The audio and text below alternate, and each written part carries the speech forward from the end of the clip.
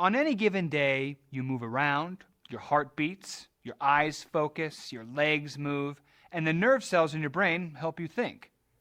All of this activity takes energy, which you get from the foods that you eat. Food is fuel. Fuel is energy, and it powers everything you do. In fact, energy is required by every single living organism. Plants may not appear as active as you do, but they are also conducting life processes. As a result, they need food, or energy, too.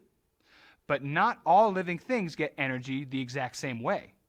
While you rely on farmers, the grocery store, or a restaurant to get your food, plants are different.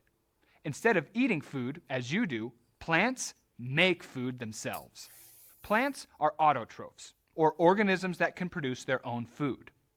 Through the process of photosynthesis, plants use energy from sunlight to convert carbon dioxide and water into sugars and waste oxygen. When they need energy, the plants break down these sugars to power all the processes that keep them alive.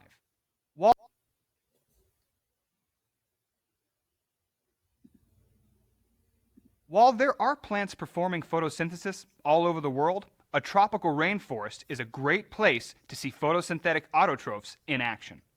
In some ways, tropical rainforests are a plant paradise. The temperature is always warm, there is plenty of sunlight, and rain is frequent. However, because there are so many plants, this also means the plants undergo intense competition for sunlight. In order to survive, some of these rainforest plants have specialized structures to help them gather as much sunlight as possible.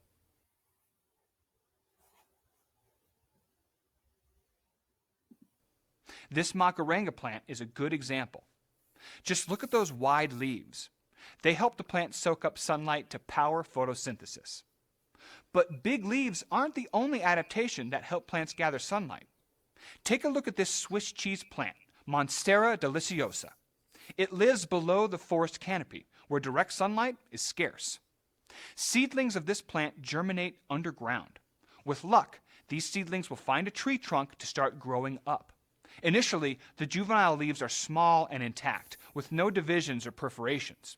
But once the plant reaches a certain height, the leaves grow larger and develop small holes in them.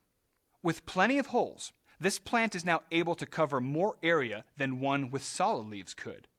This increases its chances of capturing the little flecks of sunlight as well as water that filter their way down through the canopy.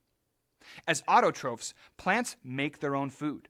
The amount of food they can make partially depends on how much sunlight they gather. Efficiency matters, and it is one way in which plants adapt to their environments. But for some plants, that's not enough. They actually reach out and kill potential rivals. Many trees, including the black walnut, release chemical compounds into the soil that are toxic to other plants. This can result in a halo around the trees, where these compounds have prevented other plants from growing. Plants may appear cool, calm, and collected, but they are still fierce competitors, and some get downright nasty in protecting their own personal space. Use the video that you just finished watching to complete the quiz questions on the next slide of this Nearpod. If you need help on any of the questions, go back and re-watch the video. You might have noticed some questions showed up during the video. Those are the exact questions that you will be responding to in the next slide of the Nearpod.